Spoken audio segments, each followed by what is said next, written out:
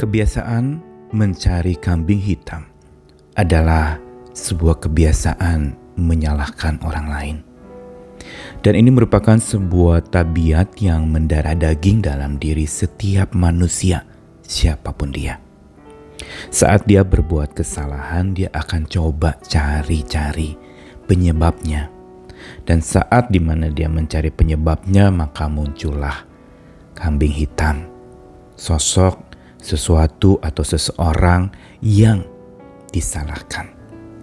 Pola ini adalah sebuah pola yang terus-menerus terjadi sampai ada sebuah istilah the blame game atau permainan menyalahkan. Yaitu sebuah situasi di mana orang-orang atau kelompok-kelompok tertentu berupaya untuk menyalahkan satu dengan yang lain. Sehingga ini menjadi kekacauan hubungan. Kenapa menyalahkan?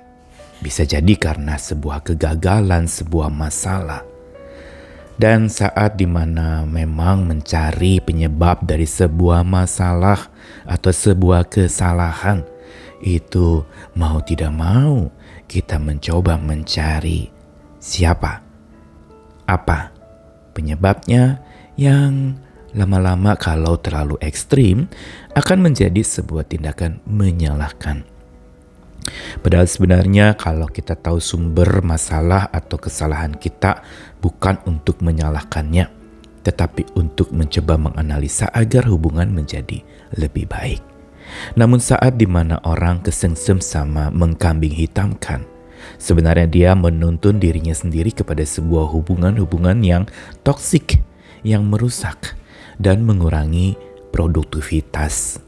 Tidak akan bisa menghasilkan apa-apa saat mencari kambing hitam. Bila sudah menemukannya, maka lalu untuk apa? Itu tidak sama sekali menyelesaikan masalah, juga tidak membuat kesalahan itu tidak terjadi lagi. Karena itu ketika kita mencoba berjuang menyalahkan atau mencari tumbal, mencari kambing hitam, kita perlu bisa menghentikannya sampai di diri kita. Apa alasan orang mencari kambing hitam atau menyalahkan? Biasanya dia adalah orang-orang yang lepas tanggung jawab. Dia adalah orang-orang yang ketika bertanya siapa yang bertanggung jawab, dia sebenarnya sedang lepas tanggung jawab. Ini alasan pertama. Yang kedua adalah melindungi reputasi diri. Gak mau diri dianggap salah. Tidak mau diri dianggap kotor menjadi penyebab sebuah masalah. Maunya tetap bersih dan baik. Jaga image. Dan yang ketiga adalah dia buta melihat sisi hitam dari andil kesalahan dirinya sendiri. Karenanya dia cari kambing hitam karena dia gak mau dihitamkan. Kita perlu belajar hari ini untuk supaya kita berhenti menyalahkan dan mulai memulihkan. Memulihkan hubungan, memulihkan diri kita sendiri dari kesalahan itu. Saya Nikolas Kurniawan kembali menyapa kita di dalam Sabda Tuhan Menyapa. Hari ini diambil dari beberapa ayat. Pertama Kejadian 3 ayat 12 sampai 13. Saat manusia jatuh dalam dosa, jawaban manusia kepada Tuhan yang mencari dia adalah, manusia itu menjawab, perempuan yang kau tempatkan di sisiku, dialah yang memberi dari buah pohon itu kepadaku, maka aku makan. Kemudian berfirmanlah Tuhan Allah kepada perempuan itu, apakah yang telah kau perbuat ini? Jawab perempuan itu, ular itu yang memperdayakan aku, maka aku makan. Lalu ayat berikutnya dari Yehezkiel pasal yang ke-18, beberapa ayatnya ayat 1 sampai 3. Maka datanglah firman Tuhan kepadaku, ada apa dengan kamu sehingga kamu mengucapkan kata sindiran ini di tanah Israel? Ayah-ayah makan buah mentah dan gigi anak-anak yang menjadi ngilu. Demi aku yang hidup, demikianlah firman Tuhan Allah, kamu tidak akan mengucapkan kata sindiran ini lagi di Israel. Lalu ayat 30 sampai yang ke-32. Oleh karena itu aku akan menghukum kamu masing-masing menurut tindakannya, hai kaum Israel. Demikianlah firman Tuhan Allah. Bertobatlah dan berpalinglah dari segala durhakamu, supaya itu jangan bagimu jadi batu sandungan yang menjatuhkan kamu dalam kesalahan.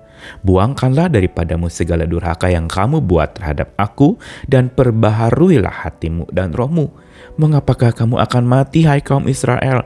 Sebab aku tidak berkenan kepada kematian seorang yang harus ditanggungnya. Demikianlah firman Tuhan Allah. Oleh sebab itu, bertobatlah supaya kamu hidup. Kisah blame game atau saling menyalahkan itu terjadi pada saat manusia pertama jatuh dalam dosa dan Tuhan mencari mereka. Dan tadi dalam bacaan pertama, Adam menyalahkan Hawa dan Hawa juga menyalahkan ular yang memberikan buah itu atau menggoda dia. Dan inilah yang awal mula terjadinya sebuah kebiasaan mencari kambing hitam. Dan di dalam Yeskiel juga tadi dikatakan bahwa Tuhan menegur orang-orang yang pada waktu itu mengatakan bahwa kalau sampai gigi anak-anak menjadi ngilu, itu adalah karena penyebabnya dari sang ayah. Dan ini pola saling menyalahkan ke generasi sebelumnya. Bukankah tabiat ini juga sering kita lakukan? Oh, saya begini karena salah dia. Oh, saya jadi begitu karena salah dia. Oh, saya jadi orang yang seperti ini karena orang tua saya. Dan kita terus nanti generasi ke generasi jadi saling menyalahkan, yang muda nyalahkan yang tua salahkan yang muda. Tidak pernah akan berhenti. Pola mencari kambing hitam menjadi sebuah pola bagaikan bola salju yang berguling-guling sampai menjadi begitu besar dan merusak segala tatanan kehidupan manusia. Namun sekarang bagaimana caranya? Dan kitab Yeskiel memberikan kepada kita jalan keluar, yaitu apa? Bertobatlah supaya kamu hidup. Berpalinglah dari durhakamu. Dan lalu kemudian perbaharuilah hatimu dan rohmu.